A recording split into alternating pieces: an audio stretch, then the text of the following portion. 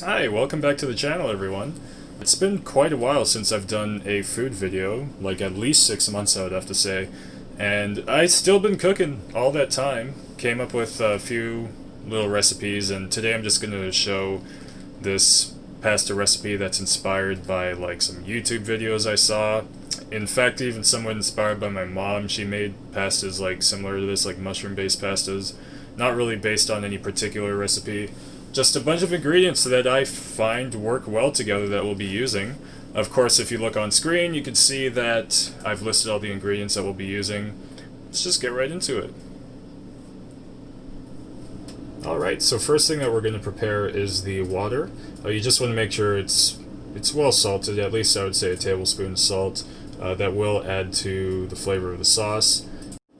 Alright, so first thing I get prepared is cherry tomatoes, actually. So it is going to be a bit of a tomato cream mushroom sauce. So I used maybe about 8 cherry tomatoes here, chop them all in half, 8 to 10 cherry tomatoes. So go ahead and get that. Then we'll go ahead and move on to a shallot, one whole shallot. Once the shallot's all peeled, you want to go ahead and, this is kind of how I go about it, I cut the shallot onto like the hairy side, chop the other part off, cut another part, then you want to go ahead and chop on the other side around the same size as you did the other side. And yeah, so now it's super easy. You could get nice, small. Once you're kind of running out, don't be a hero, don't get too close to the tip, you don't want to cut your hand. But I just lay the piece of the shallot down and just chop all around until it's kind of just at the core, and then just discard. So once I got the shallots prepared, I go ahead and prepare the garlic. Of course, I just went ahead and peeled that. And yeah, pretty much as far as like chopping these, real easy. You obviously could use like a crusher or something. People think it's fun to condemn those, but there's absolutely nothing wrong with using a garlic crusher. But yeah, anyway, you just kind of segment it like that, and then I chop it through like once, and then just go ahead, chop. You got some nicely minced garlic. One of the last things we want to prepare before we start cooking the sauce is mushrooms. I just got like these pre-chopped. I'm using cremini mushrooms right now. Alright, so here we are at our stove, and I don't know if you could hear it, but the water is already starting to boil. And yes, I know you're thinking, what the hell? Is this guy going to be cooking pasta in a wok? Yes, absolutely. I don't know, I cook everything in this. I have absolutely no problem with how dishes turn out coming out of here, so I use it. It works well. By the way, I actually found this at a Canadian store called Winners. If anybody knows that store, it's like really weird to have found something like this there. It's like a clothing store. But they had these woks, and I was like, geez, I need that. So yes, we're using a wok. Alright, so now that we came to a boil, we added the pasta. By the time that's cooked, everything else should be pretty well done. So first thing I do is I go ahead and throw in about half a tablespoon of butter. Once the butter starts to melt and starts to sizzle nicely there, I just go straight ahead and throw in the garlic and shallots. As soon as about 30 to 45 seconds has passed, I actually go straight ahead and add mushrooms. Just make sure they're like separated so they could, cook evenly. And since the mushrooms do take some time, we're going to go ahead and just chop one more thing. So I'll be chopping up about a tablespoon or so's worth of parsley. Of course you could get this done beforehand, you don't have to do it in the middle of the cooking process.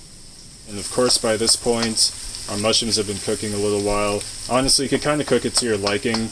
The only rule really is just make sure your shallots and garlic don't burn. The cooking process of mushrooms will prevent that from happening though, since they let out so much water. So right before it looks like it's about to maybe ever so slightly crust and brown, I like to deglaze with some white wine, which I'm running out of. But I think white wine adds like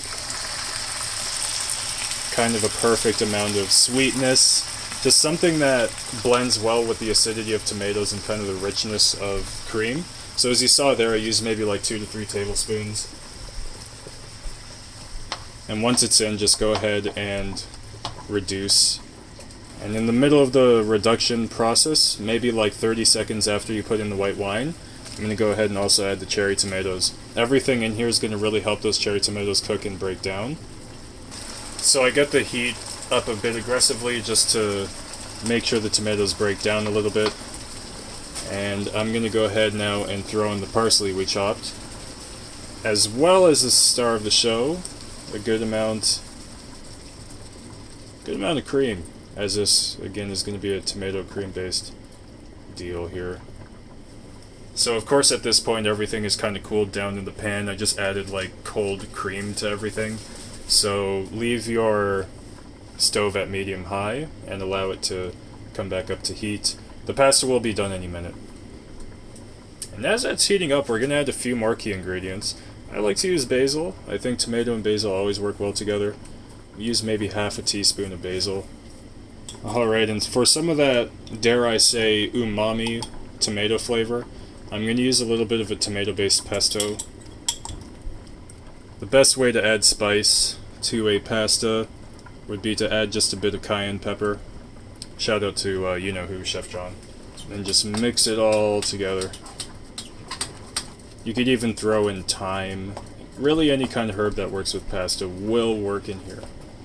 Of course, we want to add salt and pepper to taste.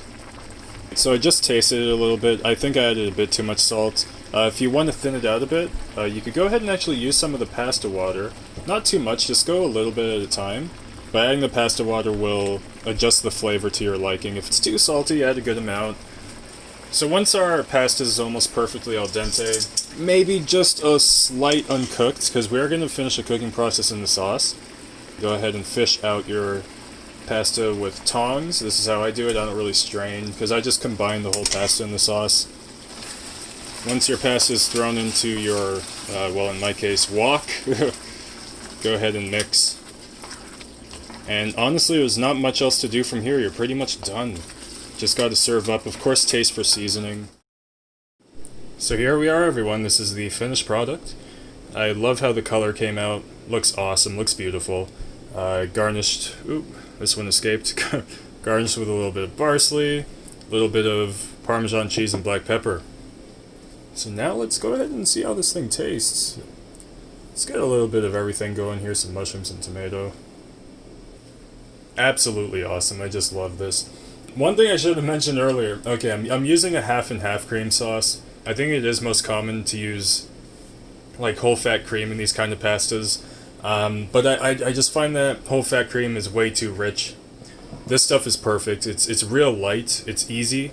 Like you don't feel gluttonous after every bite. I'm not gonna lie, I kind of feel that way with whole fat cream. So I use half and half cream in this, and it just turns out awesome. Like I said, it's kind of easy on the stomach. So I hope you enjoyed the recipe here, this customized tomato cream-based Alfredo kind of thing, pasta with mushrooms and cherry tomatoes, and hope you enjoy. Hopefully somebody out there makes this one day. Let me know. Take care. Enjoy the rest of your day.